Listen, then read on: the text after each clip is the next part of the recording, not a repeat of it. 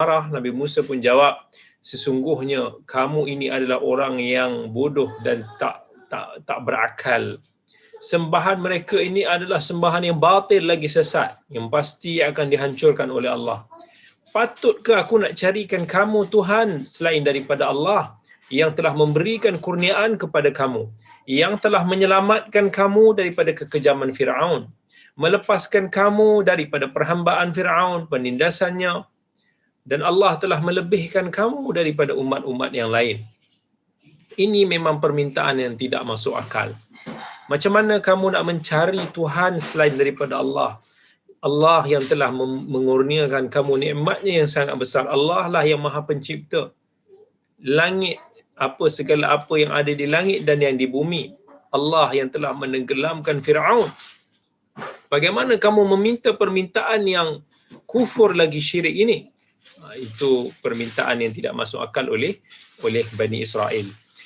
Maka perjalanan Nabi Musa dan Bani Israel diteruskan di Gurun Sinai, di mana panas matahari yang sangat terik dan masa tu mereka pun tak mempunyai tempat-tempat untuk berteduh, dan atas permintaan ataupun permohonan daripada Nabi Musa yang didesak oleh kaumnya yang sedang dalam kepanasan, mereka minta kepada Nabi Musa supaya Allah teduhkan mereka masa itu dalam perjalanan di tengah tempat yang sangat kontang.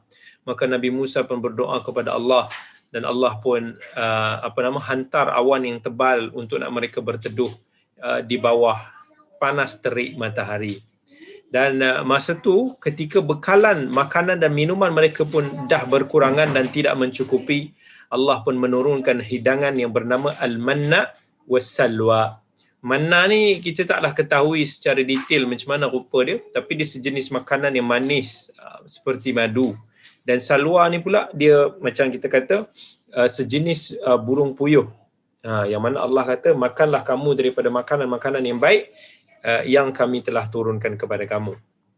Jadi kemudian bila mana Bani Israel, pengikut Nabi Musa ini mengeluh kehabisan air minuman dan tiada air untuk nak mereka mandi di tempat yang kering kontang itu, maka Allah pun mewahyukan kepada Nabi Musa untuk nak pukul sebiji batu yang besar dengan tongkatnya. Lalu daripada batu tersebut pun terpancarlah mata air yang mana terpancar 12 mata air untuk 12 suku bangsa Israel yang mengikuti Nabi Musa. Tiap-tiap suku Bani Israel itu pun dia minum daripada setiap satu daripada mata air. Bani Israel ni macam kita kata mengada. Tak cukup dengan nikmat yang Allah telah beri kepada mereka. Allah telah selamatkan mereka minta macam-macam.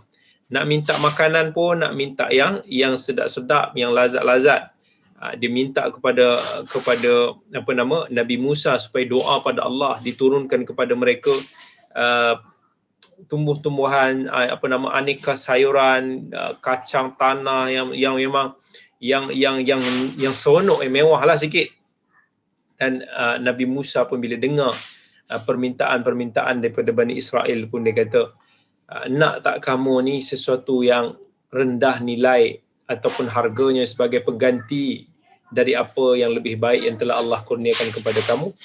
Kalau kamu nak pergi ke satu kota, dekat situ kamu akan dapat apa yang kamu inginkan dan apa yang kamu minta.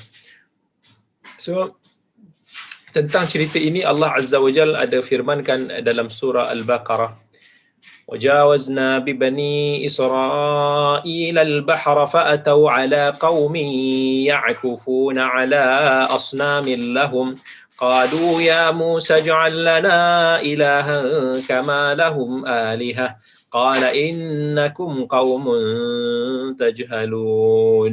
Ini ayat yang dia minta kepada Nabi Musa supaya buatkan kami berhala tu. Inna haula'i mutabbarum ma hum fihi wa batilum ma kanu ya'malun. Qala aghayra Allahi abghikum ilahan wa huwa faddalakum 'alal 'alamin. Itu Nabi Musa pun dia condemn Bani Israel yang tadi kita ceritakan sebab mereka meminta permintaan mencari Tuhan selain daripada Allah. Kemudian ada lagi Allah Azza wa Jalla sebut dalam suratul A'raf, yang tadi pun juga dalam suratul A'raf. Allah kata wa qatta'nahum 12 asbatan umama wa auhayna ila Musa idh istasqahu qaumuhu an idrib bi'asakal hajar فانبجست منه 12 عينا قد علم كل أناس مشربهم وظللنا عليهم الغمام وأنزلنا عليهم المن والسلوى كلوا من طيبات ما رزقناكم وما ظلمونا ولكن كانوا أنفسهم يظلمون. Ini ayat-ayat tentang macam mana Allah perintah kepada Nabi Musa tadi, kita kata nak pukul batu tu dan terpancar 12 mata air. Masa itulah mereka minta makanan-makanan, Allah bagi manna wa salwa, Allah bagi makanan-makanan yang mereka minta. Tapi mereka ini masih tak bersabar. Dia minta lagi. Sampai Allah ceritakan dalam Quran, Allah kata wa idh qultum ya Musa lan nasbira ala ta'amin wahidin fad'u lana rabbaka yukhrij lana mimma tunbitul ardu min baqliha wa qithaiha wa fumiha wa adasiha wa basaliha قال أتستبدلون الذي هو أدنى بالذي هو خير اهبطوا مصرا فإن لكم ما سألتم وضربت عليهم الذلة والمسكنة وباءوا بغضب من الله ذلك بأنهم كانوا يكفرون بآيات الله ذلك بأنهم كانوا يكفرون بآيات الله ويقتلون النبيين بغير الحق ذلك بما عصوا وكانوا يعتدون. Tu dia minta macam-macam lah, minta sayur, minta bawang putih, minta kacang dal, minta bawang merah, macam-macam dia minta makanan-makanan mewah daripada Allah Azza wa Jal. Itu apa yang sikap Bani Israel. Kemudian Nabi Musa pun setelah itu meneruskan perjalanannya untuk bermunajat kepada Allah Subhanahu wa taala. Dan menurut riwayat setengah daripada ahli tafsir, ketika Nabi Musa berada di Mesir, dia telah berjanji kepada kaumnya untuk memberikan kepada mereka sebuah kitab suci yang dapat digunakan sebagai pedoman hidup, yang akan memberikan bimbingan ataupun cara bagaimana mereka bermuamalah sesama manusia, bagaimana mereka beribadah kepada Allah Azza wa Jal. Dan di dalam kitab suci itu juga akan ada banyak petunjuk-petunjuk perkara-perkara yang halal dan haram, perbuatan-perbuatan yang baik yang boleh mendatangkan keredaan Allah, dan juga menjelaskan tentang perbuatan-perbuatan mungkar yang mendatangkan kemurkaan daripada Allah yang perlu mereka jauhi. Jadi selepas daripada perjuangan menghadapi Firaun dan kaumnya yang telah binasa tenggelam di lautan selesai, Nabi Musa memohon, berdoa kepada Allah Azza wa Jalla supaya diberikan sebuah kitab suci untuk nak menjadi pedoman dan risalah kepada kaum dia. Dan Allah perintahkan kepada Nabi Musa sebelum diturunkan kepada kitab suci itu, I will give you, but first of all you have to berpuasa sebulan penuh, iaitu semasa bulan Zulqa'dah. Kemudian dia pergi ke Bukit Tur Sina, di mana dia akan diberi kesempatan bermunajat dengan Allah dan menerima kitab yang telah diminta. Dan setelah Nabi Musa berpuasa selama 30 hari penuh dan tiba saat untuk nak dia menghadap Allah Azza wa Jalla di Bukit Tur Sina, mula-mula Nabi Musa ni dirasa segan untuk nak bermunajat dengan Tuhannya, disebabkan dia kata mulutnya berbau kurang enak disebabkan dia berpuasa, dan lalu dia pun menggosok giginya dan dikunyah dengan daun-daun, sam daun-daun yang mana boleh menghilangkan bau mulut. Tetapi perbuatan itu telah ditegur oleh para malaikat supaya Nabi Musa terus datang dengan Allah dengan mulutnya. Sebab Allah kata mulut-mulut orang yang berbau berpuasa ini lebih harum daripada bau kasturi. Jadi akibat daripada kamu ni cuba untuk nak membersihkan mulut kamu itu, maka Allah perintahkan kepada Nabi Musa lagi untuk nak berpuasa selama 10 hari tambahan, menjadikan puasanya lengkap selama 40 hari. Dan kemudian Nabi Musa pun dibawa 70 orang yang telah dipilih di antara para pengikutnya untuk menyertai beliau pergi ke Bukit Tur Sina dan mengangkat Nabi Harun sebagai wakilnya untuk nak menguruskan dan memimpin kaumnya yang akan ditinggalkan selama kepemergiannya di Tur Sina tersebut. Dan pada saat yang telah ditentukan, tibalah Nabi Musa alaihissalam seorang diri di Bukit Tur Sina, mendahului 70 orang yang di bawah yang ikut serta itu ditinggalkan dekat satu tempat. Dan ketika itu dia ditanya oleh Allah, mengapa engkau datang seorang diri wahai Musa? Maka Musa pun jawab, mereka ini menyusul di belakang aku wahai Tuhan. Aku terlebih dahulu datang cepat-cepat mendahului mereka untuk mencapai redha-Mu. Maka kemudian Nabi Musa pun bermunajat kepada Allah, wahai Tuhanku, perlihatkanlah zat-Mu kepada aku supaya aku dapat melihat kamu. So Nabi Musa diminta kepada Allah supaya dia boleh melihat Allah. Maka Allah Azza wa Jalla pun disebut, engkau tak akan sanggup untuk melihat aku wahai Musa. Tapi kau cuba tengok bukit tu. Kalau dia tetap berdiri tegak di tempat dia seperti biasa, maka engkau akan dapat melihat aku. Maka Nabi Musa pun menoleh ataupun melihat ke arah bukit yang dimaksudkan oleh Allah tersebut, dan masa itu juga bukit tersebut hancur berkecai, hilang tanpa sebarang bekas. Nabi Musa pun terkejut. Masa itu dia rasa macam gementar dan kemudian jatuh pingsan. Dan setelah dia sedar kembali daripada pingsannya, Nabi Musa pun bertasbih dan bertahmid kepada Allah sambil memohon keampunan kepada Allah di atas ketelanjurannya itu yang begitu gairah untuk nak melihat Allah. Dan Nabi Musa pun cakap, maha suci engkau ya wahai Tuhan, engkau yang maha besar, ampunilah aku dan terimalah taubatku dan aku akan menjadi orang yang pertama beriman kepada kamu.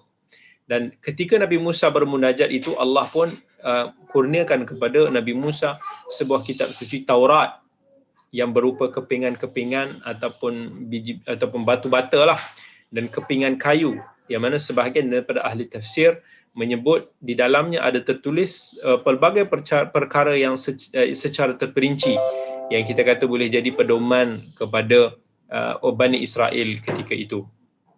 Dan Allah pun masa berikan Taurat itu kepada Nabi Musa, Allah pun cakap, wahai Musa, sesungguhnya aku telah memilih engkau lebih daripada manusia-manusia lain di masa engkau ini untuk membawa risalah aku dan menyampaikan kepada hamba-hamba aku.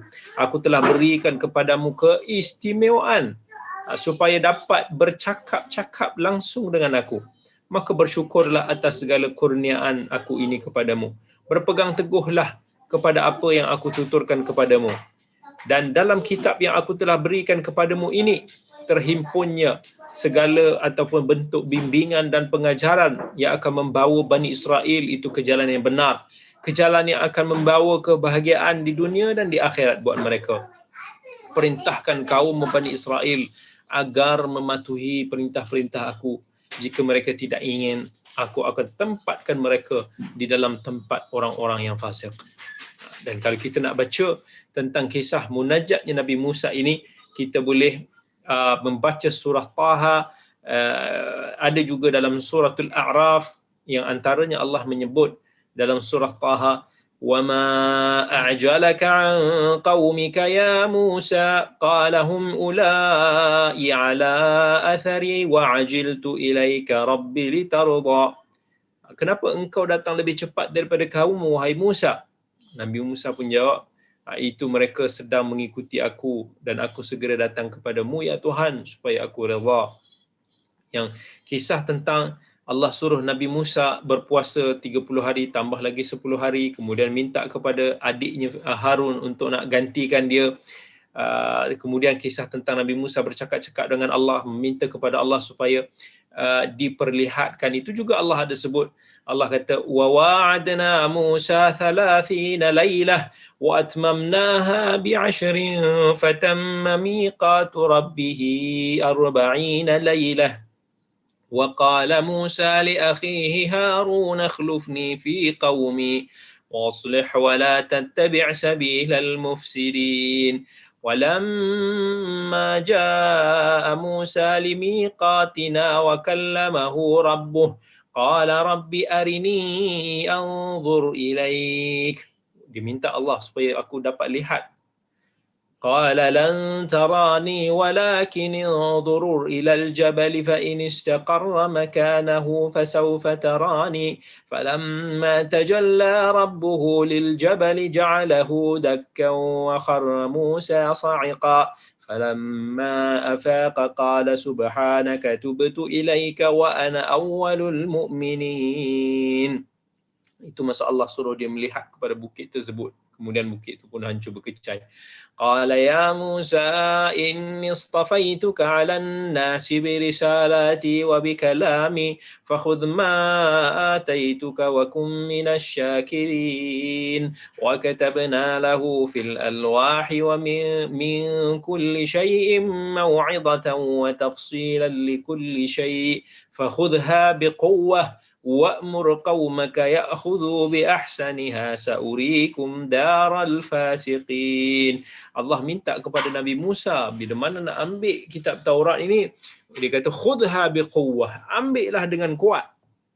Sebab setiap daripada dakwah yang berlandaskan kepada kitab suci kita pasti akan mendapat cabaran, tentangan yang luar biasa. Amanahnya itu sangat berat. Begitu juga Allah, bila mana Allah turunkan risalah kepada Nabi Yahya alaihi salam, Allah pun kata, ya Yahya khudil kitaba biquwwah, wahai Yahya, ambillah kitab ini dengan kuat. Maksudnya ni ada satu benda yang sangat-sangat berat. Okey. Kemudian Nabi Musa pun berjanji kepada Bani Israel yang ketika itu ditinggalkan di bawah pimpinan Nabi Harun alaihi salam, adiknya. Dia kata, dia tak akan tinggalkan mereka ini lebih daripada sebulan. Dalam perjalanan Nabi Musa ke Tur Sina untuk bermunajat dengan Allah, dan disebabkan dia kena tambah lagi another 10 hari untuk nak puasa komplit 40 hari. Jadi janjinya itu seakan-akan tidak ditepati, tak dapat nak pulang pada masa yang telah dijanjikan. Jadi Bani Israel ni dirasa kecewa dan dirasa macam menyesal Nabi Musa ini lewat kembali kepada mereka.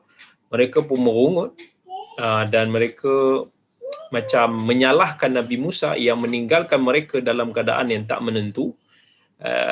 Dan ketika itu mereka berasa lost, rasa macam kehilangan petunjuk disebabkan pemimpin utama mereka tiada kat situ.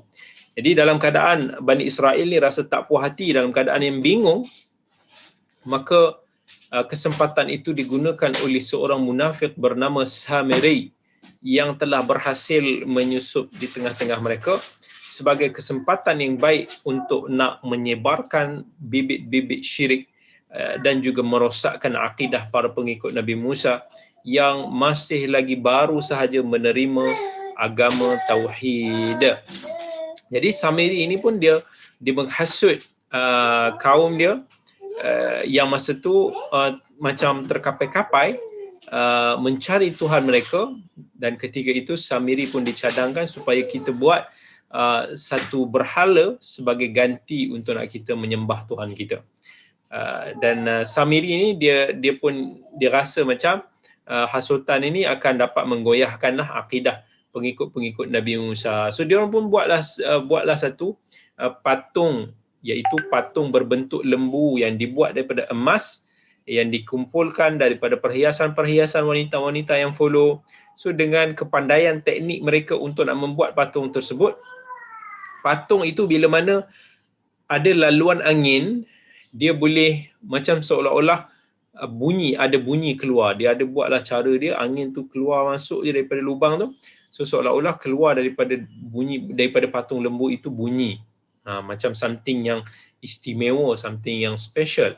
Jadi Bani Israel masa tu, dalam masa yang 40 hari itu sahaja, mereka ini telah kufur dan berlaku syirik. And mereka pun mula menyembah patung lembu tersebut. Walaupun Nabi Harun ditegur kaum dia, dia kata, you are foolish.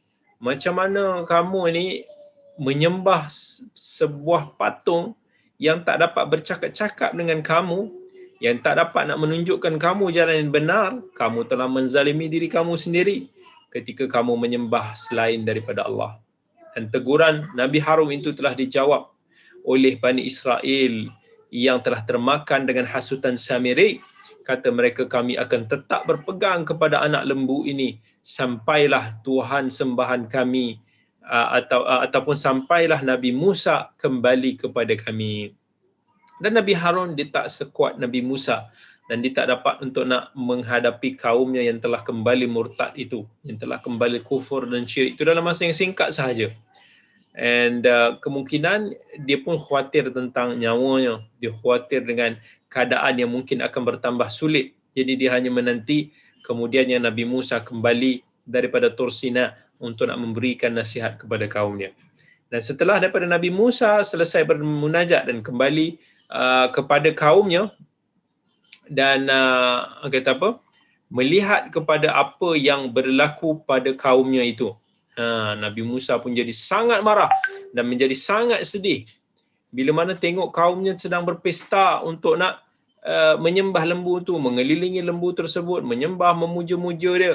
Nabi Musa sangat-sangat sedih sampai dia dalam keadaan yang tersangat marah tu, dia terlempar lebaran ataupun kepingan-kepingan Taurat yang sampai bertaburan, dan dipegang janggut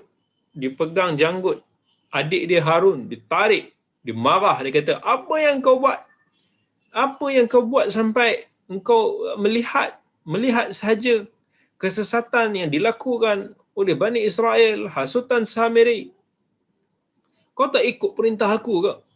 Kan aku telah menyerahkan urusan ini kepada kamu ya Harun untuk nak memimpin.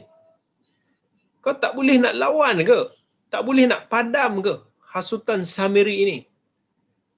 Kenapa engkau tidak mencegah mereka daripada awal sampai dah jadi teruk macam ni? Maka Nabi Harun pun menjawab teguran Nabi Musa alaihissalam. Wahai saudaraku, anak kepada ibuku, janganlah engkau memegang janggut dan rambut kepala aku, menarik-narik aku. Aku dah berusaha untuk nak memberi nasihat dan teguran kepada mereka, namun mereka tidak mengendahkan kata-kata aku.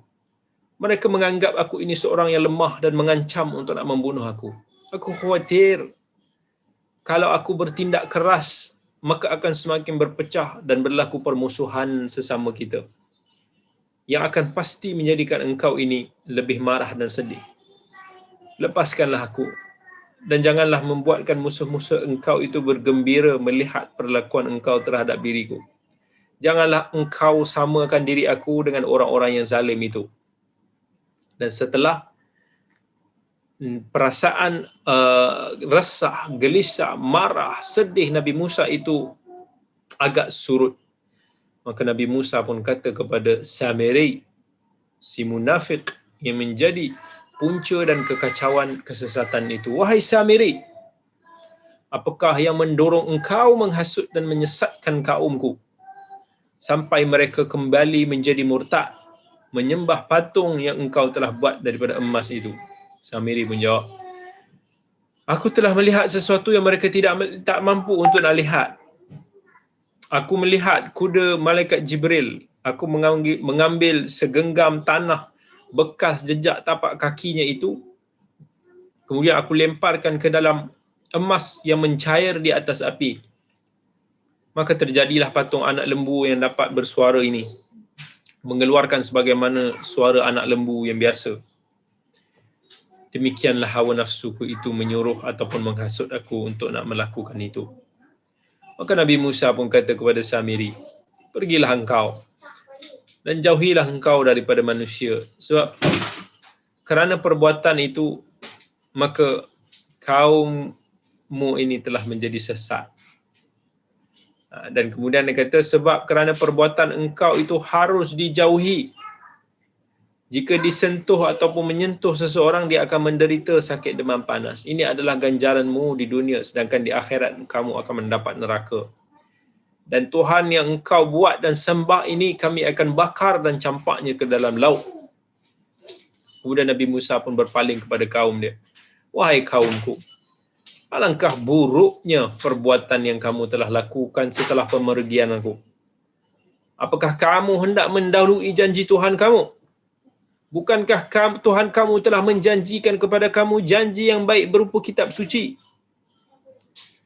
Atau kamu sengaja ingin mengundang kemurkaan daripada Tuhanmu? Maka kaum Nabi Musa pun jawab, kami sekali tidak melanggar perjanjianmu dengan kemahuan kami sendiri. Akan tetapi kami disuruh untuk nak membawa perhiasan-perhiasan ini, kepunyaan orang Mesir ini, atas saranan daripada Samiri untuk nak kami campakkan ke dalam api yang sedang menyala. Dan kemudian perhiasan-perhiasan kami ini, ketika kami lemparkan, dimenjelma menjadi patung lembu yang bersuara, dapat menyilaukan mata kami, menggoyangkan iman kami. Maka Nabi Musa pun cakap kepada kaum dia, kamu telah melakukan dosa yang sangat besar. Maka bertaubatlah kamu kepada Tuhanmu, penciptamu, dan mohonlah ampun daripadanya, agar dia menunjukkan kembali kamu ke jalan yang benar. Akhirnya, kaum Nabi Musa pun tersedar dengan kesalahan yang dilakukan, dan mereka mengaku telah disesatkan oleh syaitan, memohon ampun daripada Allah, dan kemudian memohon perlindungan daripada godaan syaitan dan iblis yang akan merugikan mereka di dunia dan di akhirat. Nabi Musa pun beristighfar, memohon keampunan bagi dirinya dan juga bagi saudaranya Nabi Harun alaihi salam. Kemudian Nabi Musa pun berdoa, wahai Tuhan, ampunilah aku dan saudara aku. Masukkanlah kami ke dalam lingkungan rahmat-Mu. Sesungguhnya Engkaulah Maha Pengampun lagi Maha Penyayang.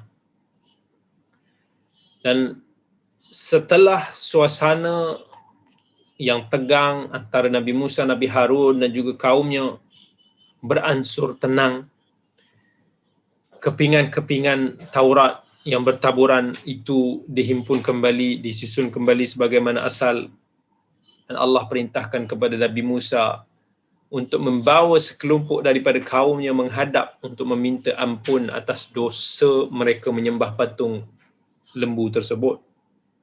70 orang yang telah dipilih oleh Nabi Musa di antara kaumnya itu diajak pergi ke Tur Sina, memenuhi perintah daripada Allah, meminta ampun atas dosa yang mereka telah lakukan.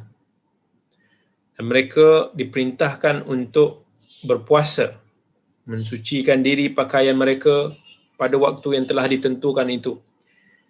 Maka berangkatlah Nabi Musa bersama 70 orang itu menuju ke Bukit Tur Sina. Dan sampai sahaja mereka di Tur Sina, turunlah awan tebal yang meliputi seluruh bukit. Kemudian masuklah Nabi Musa diikuti oleh para pengikutnya dalam awan gelap itu, dan mereka segera bersujud. Dan ketika mereka bersujud, maka timbullah di dalam hati benak Bani Israel yang ikut itu untuk melihat Allah.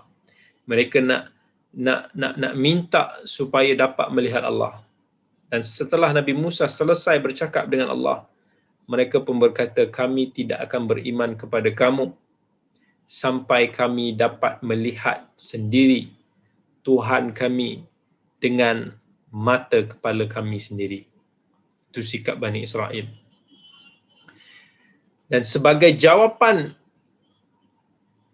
di atas keingkaran dan ketakburan Bani Israel itu, Allah pun mengirimkan halilintar, petir yang menyambar dan meragut nyawa mereka sekaligus.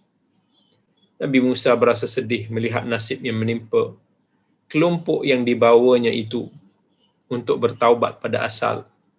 Dia pun berdoa memohon kepada Allah agar diampunkan dosa mereka sambil berkata, wahai Tuhan, aku telah pergi ke Tur Sina bersama 70 orang yang terbaik di antara kaumku. Kemudian aku akan kembali seorang diri. Pasti kaum aku tidak akan mempercayai aku. Ampunilah dosa mereka, wahai Tuhanku. Kembalikanlah kepada mereka nikmat hidup yang Engkau telah cabut sebagai pembalasan di atas permintaan mereka yang derhaka itu. Lalu Allah memperkenankan doa Nabi Musa dan dihidupkan kembali 70 orang itu. Maka bangkitlah mereka seakan-akan orang yang baru sedar daripada pengsan mereka. Kemudian pada kesempatan itu Nabi Musa pun dipegang, diambil janji daripada mereka bahawa mereka akan berpegang teguh dengan kitab Taurat sebagai pedoman hidup mereka, melaksanakan perintah-perintah Allah, menjauhi segala larangannya. Dan cerita yang saya sebutkan tadi Allah sebut dalam pelbagai surah dalam Al-Quran. Antaranya Allah sebut, Qala fa inna qad fatanna qaumaka min ba'dika wa adallahumus samiri فرجع موسى إلى قومه غضبان أسفا قال يا قوم ألم يعدكم ربكم وعدا حسنا أفطال عليكم العهد أم أردتم أن يحل عليكم غضب من ربكم فأخلفتم موعدي قالوا ما أخلفنا موعدك بملكنا ولكننا حملنا أوزارا من زينة القوم فقذفناها فكذلك ألقى السامري فأخرج لهم عجلا جسدا له خوار فقالوا هذا إلهكم وإله موسى فنسي أفلا يرون ألا يرجع إليهم قولا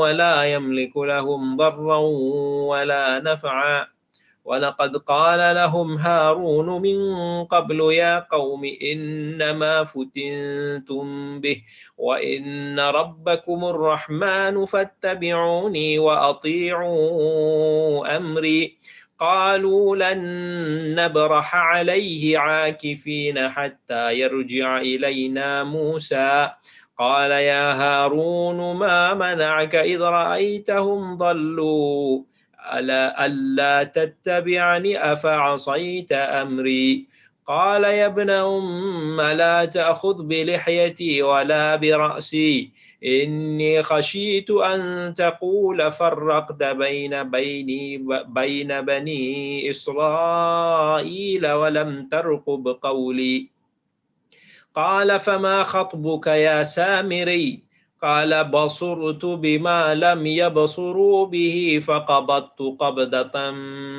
من أثر الرسول فنبذتها وكذلك سولت لي نفسي قال فاذهب فإن لك في الحياة أن تقول لا مساس وإن لك موعدا لن تخلفه وانظر إلى إلهك الذي ظلت عليه عاكفا لنحرقنه ثم لننسفنه في اليم نسفا إنما إلهكم الله الذي لا إله إلا هو وسع كل شيء علما.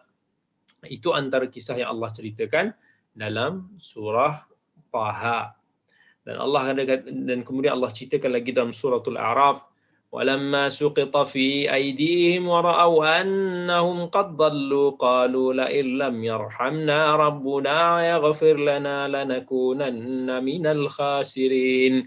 Ini doa Nabi Musa. Ini doa Nabi Musa yang kita cerita pada part akhir itu. Dia minta lagi kepada Allah semoga ampunkan dia. Qala rabbi ighfirli wa li akhi wa adkhilna fi rahmatika wa anta arhamur rahimin. Diminta Allah ampunkan dia, ampunkan saudara dia supaya dapat masuk ke dalam rahmat Allah, dan sesungguhnya Allah itulah yang Maha Penyayang daripada kalangan yang penyayang. Kemudian Allah cerita tentang Nabi Musa yang tadi kita cerita dalam keadaan yang telah reda dia punya kemarahan, yang dibawa 70 orang tu pergi ke Bukit Tur Sina untuk nak bertaubat. Allah kata walamma sakata an Musa al-ghadab akhadha al-alwaha wa fi nuskhatiha hudan wa rahmatun lil ladina hum li rabbihim yarhabun wa ikhtara Musa qaumahu 70 rajulan limiqatina falamma akhadathum ar-rajfatu rabbi law syi'ta ahlaktahum min qablu wa iyyai atuhlikuna bima fa'ala as-sufaha'u minna in hiya illa fitnatuka tudillu biha man tasha'u wa tahdi man tasha' anta waliyuna faghfir lana warhamna wa anta khairul ghafirin. Kemudian ayat yang kata Bani Israel ni, dia minta kepada Allah untuk nak melihat Allah, kata kami tak akan beriman. Yang kemudian mereka ini dipanah dengan petir. Allah kata, ada dalam suratul Baqarah, wa idh qultum ya Musa lan nu'mina laka hatta nara Allah jahrah fa akhadhatkum as-sa'iqatu wa antum tanzurun thumma ba'athnakum min ba'di mautikum la'allakum tashkurun wa idh akhadna mithaqakum wa rafa'na fawqakum at-tur خذوا ما آتيناكم بقوة واذكروا ما فيه لعلكم تتقون ثم توليتم من بعد ذلك فلولا فضل الله عليكم ورحمته لكنتم من الخاسرين. Ini ketika mana Allah cerita tentang Allah mengambil ataupun Nabi Musa mengambil janji setia daripada mereka di Bukit Tur Sina untuk nak berpegang dengan setelah mereka ini dihidupkan kembali supaya mereka berpegang dengan kitab Taurat dan mereka menjadi orang yang bertakwa. Tetapi mereka setelah berjanji itu pun mereka berpaling. Thumma tawallaitum min ba'di dzalik. Allah kata mereka berpaling selepas daripada janji itu. Dan Allah kata kalau tak kerana kurniaan Allah dan rahmat daripada Allah ke atas kamu, nescaya mereka tergolong dalam golongan orang yang rugi. Jadi nikmat daripada Allah tak pernah berkurangan diberikan kepada Bani Israel daripada sejak mereka ini dibebaskan daripada kekuasaan Fir'aun yang kejam yang telah memperhambakan mereka selama berabad-abad lamanya, dan kemudian mereka telah diperlihatkan tentang bagaimana Allah memusnahkan Fir'aun itu. Dan kemudian Allah telah tunjukkan kepada Bani Israel banyak kekuasaan ketika mereka ini terdampar di padang pasir yang kering dan tandus. Allah pancarkan mata air, Allah turunkan hidangan manna wa salwa, Allah telah macam-macam lagi, dan kemudian Allah telah berikan kepada mereka Taurat. Tetapi mereka ini selalu keras kepala dan selalu membantah perintah Allah yang telah diwahyukan kepada Rasul mereka iaitu Nabi Musa. Maka ketika Allah Subhanahu Wa Taala mewahyukan perintahnya kepada Nabi Musa untuk memimpin kaumnya pergi ke Palestin, tempat suci yang telah dijanjikan oleh Allah kepada Nabi Ibrahim untuk menjadi tempat tinggal anak cucu mereka, Baitul Maqdis, mereka membangkang dan membantah. Alasan mereka ini membantah daripada perintah tersebut kerana mereka tak mau menghadapi suku Kanaan. Suku Kanaan yang mana menurut mereka ini adalah satu kaum yang gagah lagi perkasa yang tak dapat dikalahkan. Kalau nak beradu kekuatan pun tak boleh. Mereka ni undefeated. Dan mereka tak percaya dengan janji Allah yang telah diberikan kepada Nabi Musa, yang Allah akan membantu mereka, akan mengusir suku Kanaan daripada kota Ariha untuk dijadikan sebagai tempat mereka menetap di situ selama-lamanya. So asalnya mereka ini diminta untuk nak pergi ke Baitul Maqdis di Palestin supaya mereka dapat stay dekat situ. Allah kata, you go with Nabi Musa, I will help you. You will stay there forever. Allah will help you. Tapi mereka tak mau. Dia orang kata, tanpa perasaan malu, dengan sifat yang pengecut, mereka mengatakan kepada Nabi Musa, wahai Musa, kami tak akan masuk Ariha, kami tak akan masuk ke tempat tersebut sebelum orang-orang Kanaan tersebut keluar. Kami tak mampu untuk nak lawan dengan mereka. Fizikal mereka yang terkenal perkasa. Kalau kau nak pergi, kau pergilah bersama dengan Tuhanmu. Kamu dan Tuhanmu pergi berperang.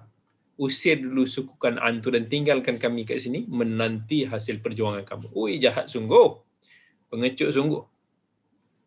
Agak marah Nabi Musa bila melihat sikap kaumnya yang pengecut, yang tak mau berjuang, memeras keringat untuk nak berjuang mendapatkan penempatan.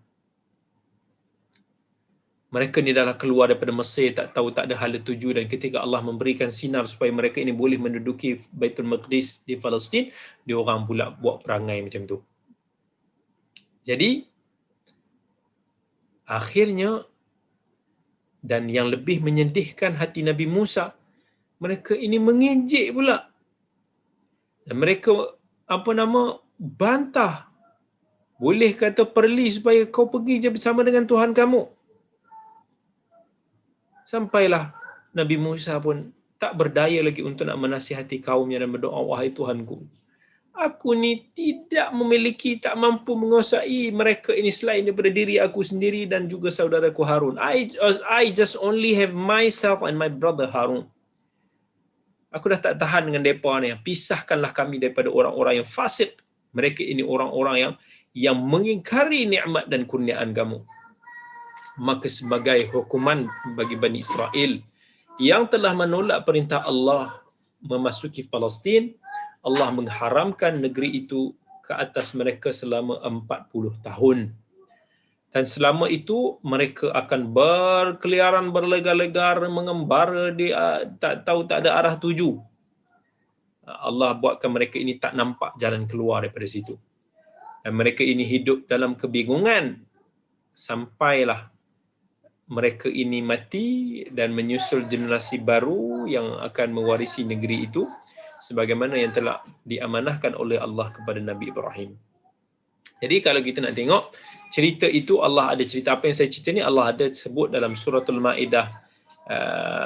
Antaranya Allah Azza wa Jalla sebut, وَإِذْ قَالَ مُوسَى لِقَوْمِهِ يَا قَوْمِ اذْكُرُوا نِعْمَةَ اللَّهِ عَلَيْكُمْ إِذْ جَعَلَ فِيكُمْ أَنْبِيَاءَ وَجَعَلَكُمْ مُلُوكًا وَآتَاكُمْ مَا لَمْ يُؤْتِ أَحَدًا مِنَ الْعَالَمِينَ يَا قَوْمِ ادْخُلُوا الْأَرْضَ الْمُقَدَّسَةَ الَّتِي كَتَبَ اللَّهُ لَكُمْ وَلَا تَرْتَدُّوا عَلَى أَدْبَارِكُمْ فَتَنْقَلِبُوا خَاسِرِينَ قالوا يا موسى إن فيها قوما جبارين وإنا لن ندخلها حتى يخرجوا منها فإن يخرجوا منها فإنا داخلون قال رجلان من الذين يخافون أنعم الله عليهم ادخلوا عليهم الباب فإذا دخلتموه فإنكم غالبون وعلى الله فتوكلوا إن كنتم مؤمنين قالوا يا موسى إنا لن ندخلها أبدا ما داموا فيها فاذهب أنت وربك فقاتلا إنا هاهنا قاعدون قال رب إني لا أملك إلا نفسي وأخي فافرق بيننا وبين القوم الفاسقين قال فإنها محرمة عليهم 40 سنة يتيهون في الأرض فلا تأس على القوم الفاسقين. Itu Allah ceritakan tentang kisah yang telah saya sebutkan itu. Boleh rujuk dalam surah Al-Ma'idah pada ayat ke-20 hingga lebih kurang ayat 26. So itu kisah yang kita telah sebutkan tadi. Kemudian salah satu daripada beberapa mukjizat yang Allah telah berikan kepada Nabi Musa iaitu kisah penyembelihan lembu yang terkenal dengan sebutan lembu Bani Israel. Okay?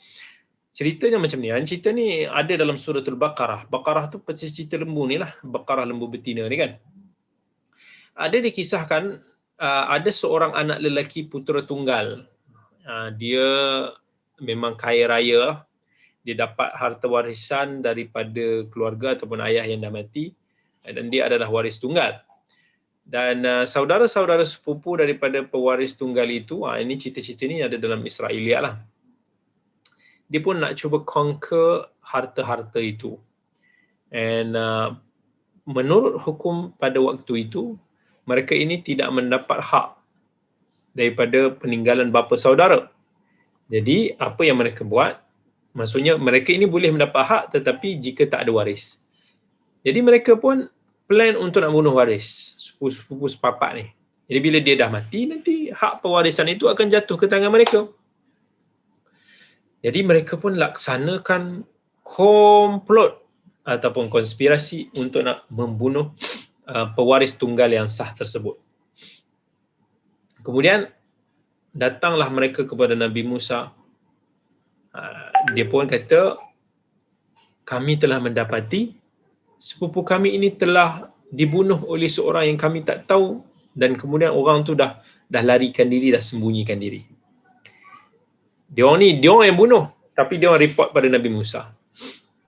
Dia orang harap Nabi Musa ni dapatlah mencari ataupun memberikan mereka harta warisan, memutuskan harta-harta warisan tersebut jatuh ke tangan mereka. Jadi Nabi Musa pun berdoa kepada Allah, wahyukan perintah agar dia dapat tahu siapa pembunuh kepada pewaris tunggal tersebut. Dan Allah pun wahyukan perintah kepada Nabi Musa dan Bani Israel supaya mereka menyembelih seekor lembu. Kemudian dengan bahagian daripada lembu yang disembelih itu, pukul ke tubuh mayat yang terbunuh itu, yang menjadi mangsa itu, dan dengan izin Allah dia akan bangkit kembali dan dia akan bagi tahu siapa yang bunuh dia. Maka Nabi Musa pun sampaikan apa yang Allah telah perintahkan itu kepada kaum dia. Tapi dia diketawakan, diejek, sebab mereka ini, akal mereka ini tak boleh nak terima benda-benda macam ni boleh. How can kami sembelih lembu, tiba-tiba pukul lembu dia boleh hidup? This is funny. Dan dia terlupa, mereka ini terlupa Allah telah berkali-kali menunjukkan kekuasaan Allah melalui mukjizat-mukjizat yang telah diberikan kepada Nabi Musa. Walaupun sukar untuk nak diterima oleh akal manusia. This is nothing. Untuk nak sembelih lembu ni, pukul supaya dia boleh hidup. This is kind of ujian kepada mereka, test how mereka beriman kepada Allah. Dan mereka pun ejek Nabi Musa. Dia kata, dengan cara yang engkau cadangkan itu, engkau nak kami kena jadi bahan ketawa dengan orang. Mereka pun ketawa. Tapi kalau memang betul lah, okay, fine. Apa kalau betul lah apa yang kamu cakap itu memang wahyu? Alright, fine. Tanyalah Tuhan kau, kami nak kena sembelih lembu betina ke? Kami nak kena sembelih lembu jantan ke? Lembu apa yang kami nak sembelih? Apa sifat-sifat dia? Macam mana warna kulit dia? Supaya kami tak tersalah memilih lembu. Dia orang ni pun buat perangai. Kalaulah pada masa tu dia nak sembelih lembu tu, kalau dia pakai sembelih sahaja, dan dia boleh sembelih any lembu sahaja dan perintah Allah tu dapat dilaksanakan. Tetapi disebabkan mereka ini banyak pula songehnya, banyak pula cakapnya, dia nak lembu ni color apa, jenis apa, dan macam-macam jenis. Nabi Musa pun jawab, menurut petunjuk Allah, yang harus disembelih itu adalah seekor lembu betina yang warnanya kuning tua, belum pernah dipakai untuk nak membajak tanah, tak pernah dipakai untuk nak mengairi tanaman, tak ada pula cacat, tak ada pula belang, tak ada tumpuk, clean. Itu akibat daripada mereka ni banyak sangat songeh. Kalau dia orang tak tanya dulu, benda-benda ni tak disyariatkan oleh Allah kepada mereka. Kemudian dikirimkanlah orang ke pelosok desa, dan bangsa Bani Israel ni pun mencari-cari lembu yang dimaksudkan itu, sampai akhirnya diketemukan setelah susah dan payah.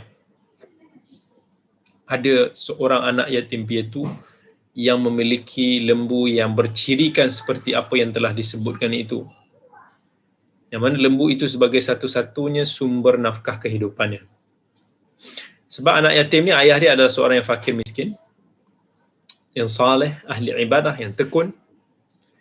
Masa ayah dia nak wafat, dia berdoa pada Allah, semoga lindungi anaknya ini, dan dia tak dapat nak tinggalkan apa-apa warisan selain daripada lembu kekuningan keemasan itu.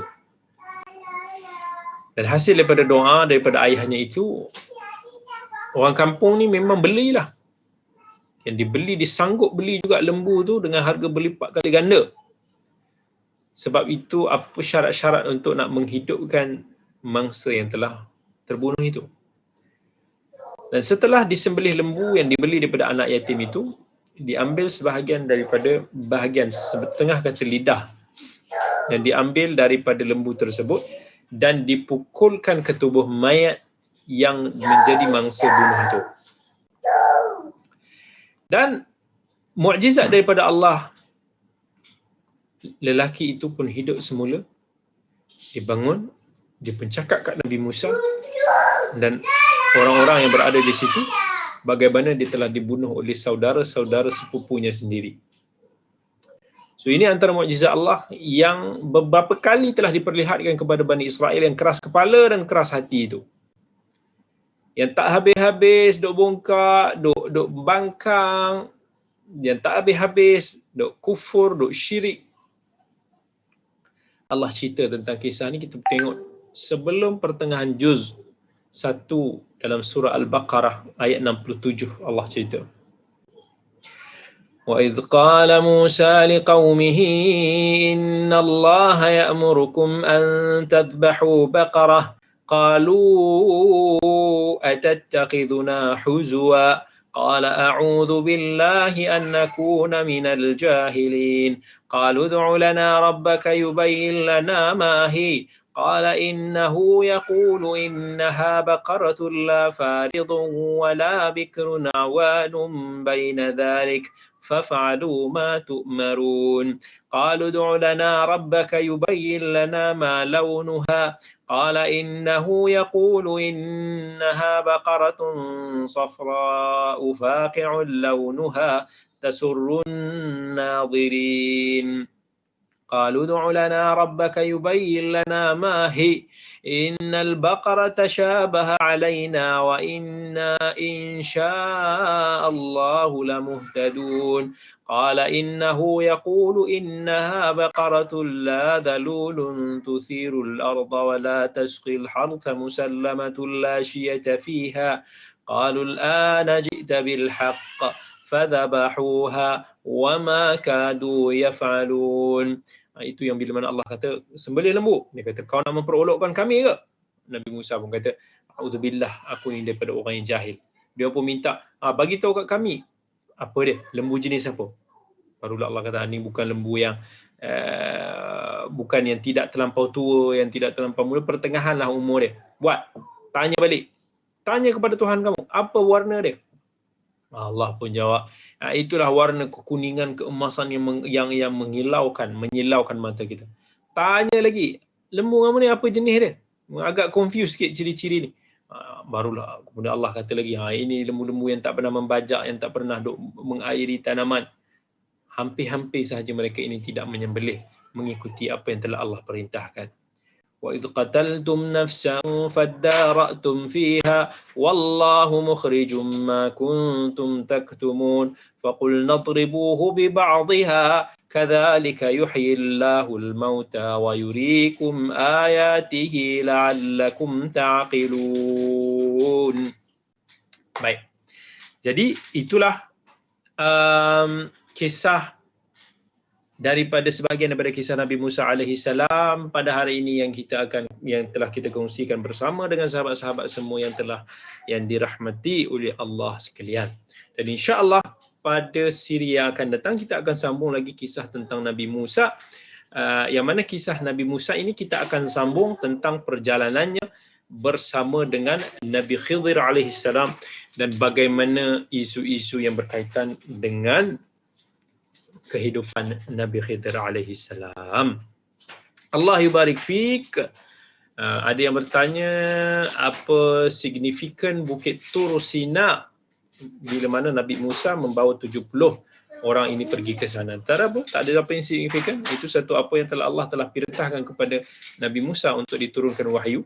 Sebagaimana Allah telah memilih Bukit Gua Hira sebagai tempat untuk diturunkan wahyu pertama kali kepada Nabi Muhammad sallallahu alaihi wasallam. Tak ada apa-apa yang signifikan ada di Gua Hira. Itu hanyalah tempat Nabi Muhammad sallallahu alaihi wasallam selalu berkhalwah bersendirian, bermunajat kepada Allah Subhanahu wa taala. Only tempat-tempat yang telah diwahyukan oleh Allah, itu sahaja apa yang Allah sebut tentang kelebihan dan sebagainya, itu sahaja apa yang signifikan. Apa yang tidak warid tentang kelebihan-kelebihan tertentu, maka kita dilarang ataupun diminta untuk dijauhi daripada berlaku khurafat ataupun mencampur adukkan dengan elemen-elemen syirik di kawasan-kawasan tersebut sebagaimana yang dilakukan oleh sebahagian orang. Jazakumullahu khairan. Terima kasih banyak-banyak saya ucapkan kepada semua hadirin yang dirahmati oleh Allah sekalian. Dan insya-Allah kita bertemu lagi pada sesi akan datang. Terima kasih kepada sahabat-sahabat di live IG dan juga di Facebook. Jangan lupa insya-Allah kalau ada kesempatan pada waktu hadapan, waktu yang sama jangan lewat. 9 suku kita akan bersiaran setiap Rabu dan juga Jumaat di live IG ni lah. Barakallahu fiikum. Terima kasih banyak dan moga kita bertemu lagi. Assalamualaikum warahmatullahi wabarakatuh. Selamat malam semua dan tidur elok.